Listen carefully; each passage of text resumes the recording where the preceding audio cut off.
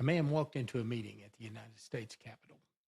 He sat down with congressional staffers and government officials, and he said something that nobody has said in a meeting before or since. He said, the United States is in possession of a craft of unknown origin, and we have been inside of it. Now, he wasn't a whistleblower, not an anonymous source, and he's not posting on Reddit. He was the program manager of the largest covert UAP investigation ever funded by the United States government. He's a career Defense Intelligence Agency analyst, a nuclear engineer, and everything he said in that room has been reviewed and cleared for public release by the Department of Defense. His name is Dr. James Lacatski. 3 weeks ago, he sat down for what he said was his final interview, and he told us something almost nobody acted on. There's some big stories in here that no one is pursuing. They're in the 4 books. If he's right, the public debate about UAP disclosure has been aimed at the wrong target for almost a decade. Tonight, we follow Dr. Lacatski's instructions, and we show you what we found. This is Beyond the Map.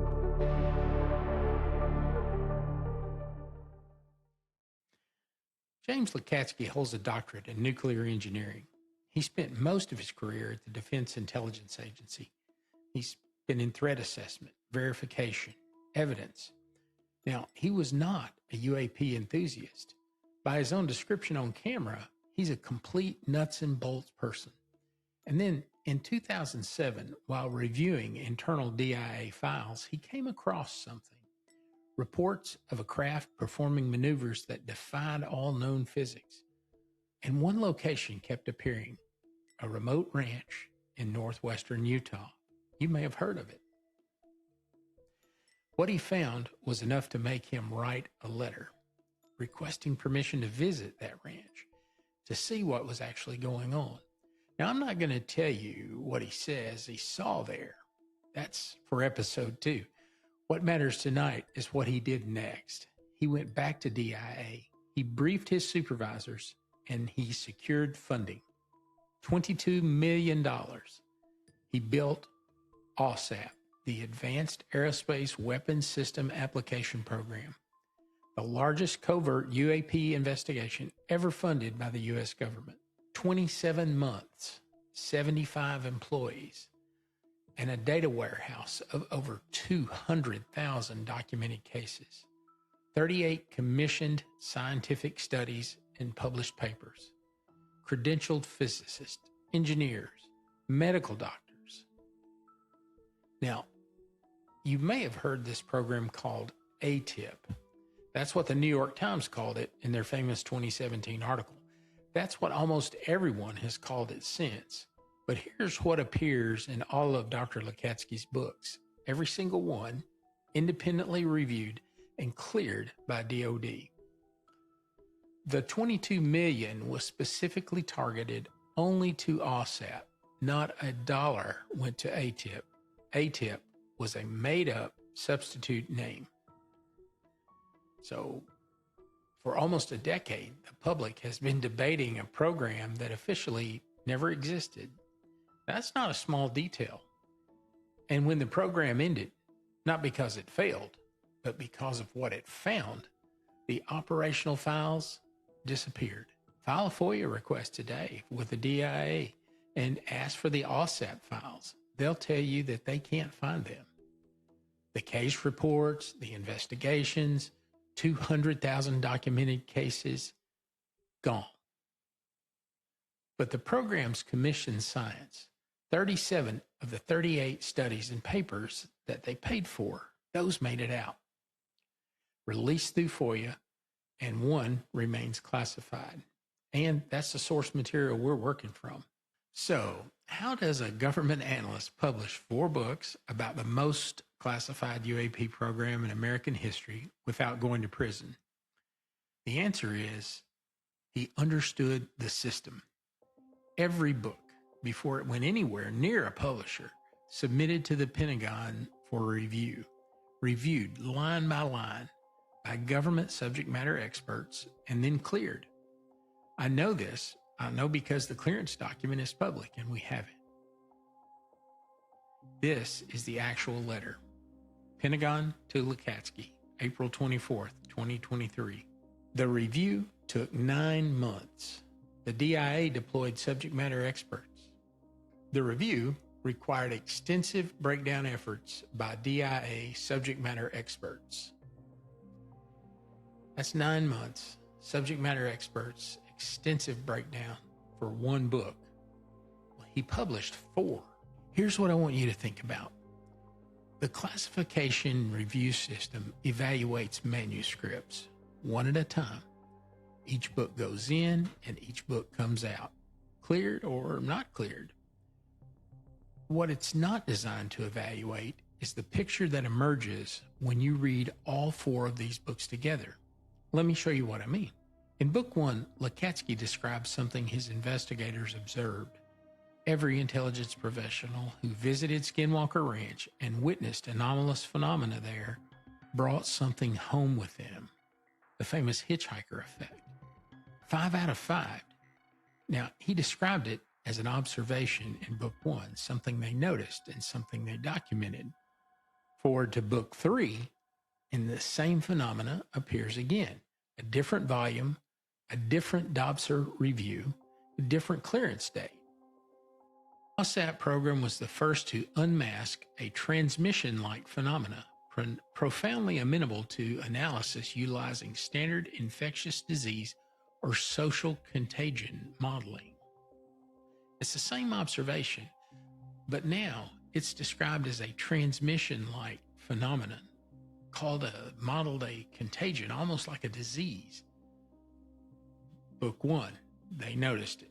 Book 3, they named it. The classification review saw each book individually. Neither volume alone tells you what you're looking at, but together they do. And that changes this program, which was actually being studied. That's the aggregate effect. Now, I want to be precise about what I'm saying here. I'm not saying Lacatski tricked the Pentagon, and I'm not saying he evaded the classification rules.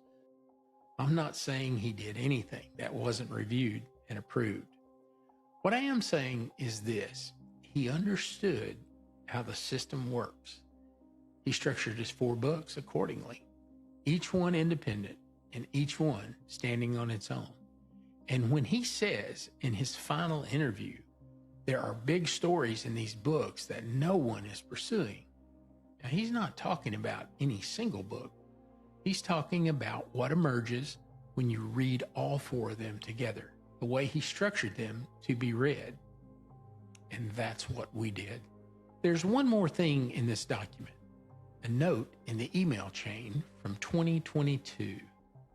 It says that after the first book was published, the office inside the Pentagon that oversees the most sensitive classified programs wanted to see the case file.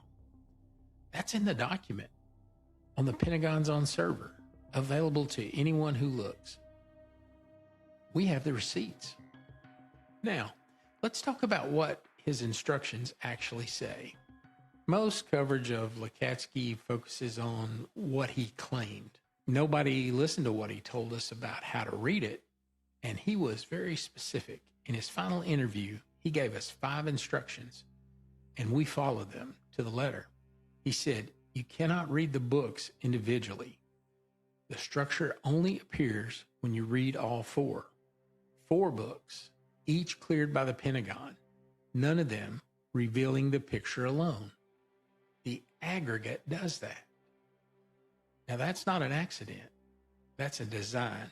I'm not sure a lot do. A lot think they can discuss these books on the internet and they're getting the gist of it all. No way are you. Surface reading yields nothing.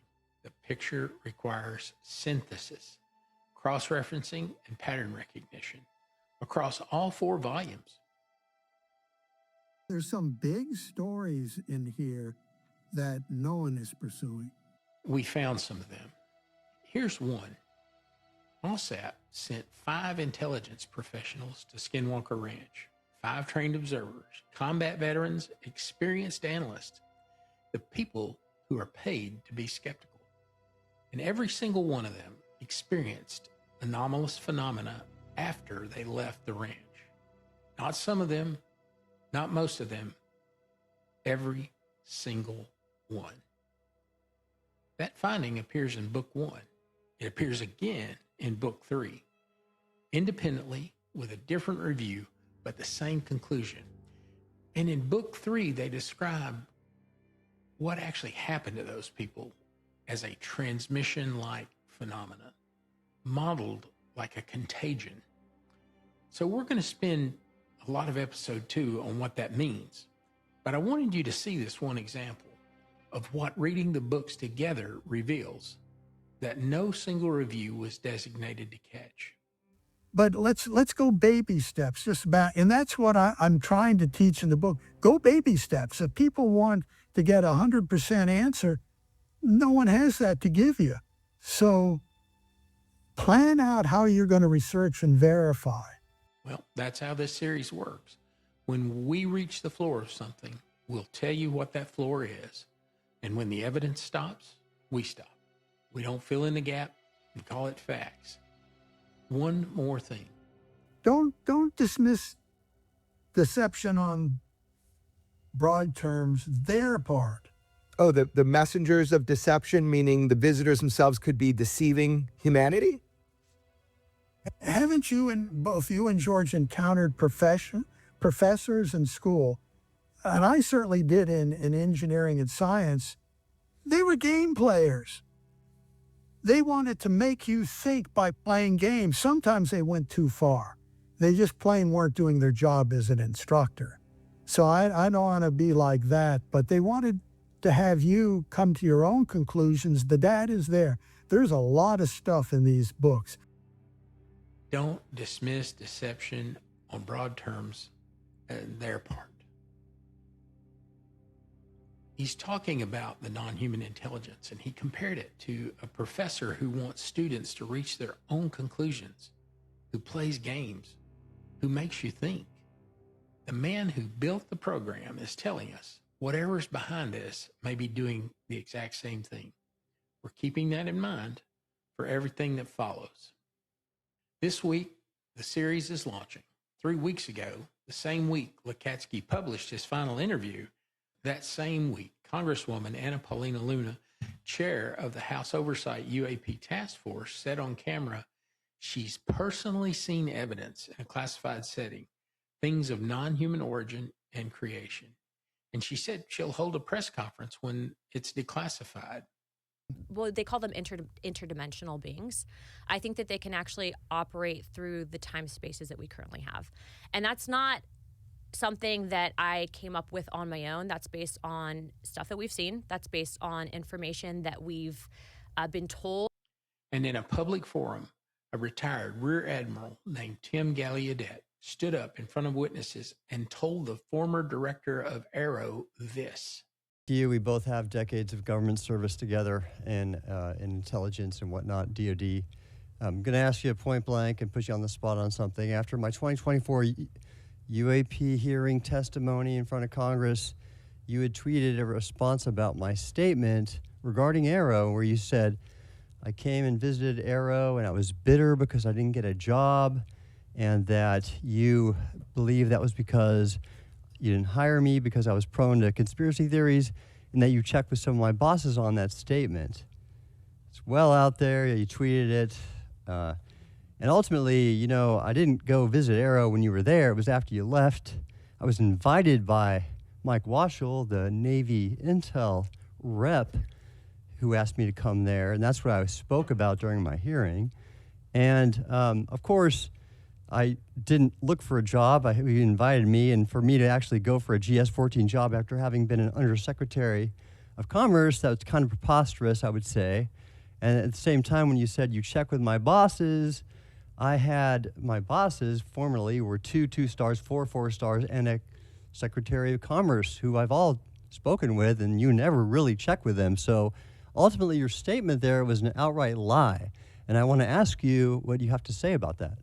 I'd say that was not an outright lie because Mike brought you in. You sat in my office and we had this conversation about You weren't there. taking that. You had left. It was I with had Tim not Phillips. left. And the position you were looking for was an SES position. I was not asking for a position. Remember, Mike brought me in. He asked me to come. Well, then Tim, let me just ask you, because time is going to be short. Do you want to shed any light on the issue itself? Exactly. Well, good point. No, ultimately, so it's really clear that you have been executing a disinformation campaign about this. This whole slide captures it. And I know you can't acknowledge it because whoever you're on the payroll with won't allow you to. That's my statement. So, okay, well, that's a great statement that has absolutely no bearing from reality. And this is exactly why what's in these 4 books matters right now. Because in that same final interview, Lacatski used nearly identical language about Arrow. And he said, it looks like a disinformation or counterintelligence program. 3 sources, no coordination between them with the same conclusion. The timing is not lost on me, and I don't think it's lost on him. So here's where we are. We have the instructions. We have the books. We have 37 of the 38 studies that made it out. 1 is still classified. And we know how the system worked. We have the receipts. And in every direction we looked, the program kept finding things that were bigger than what it was sent to find. Next week, we start showing you what that is.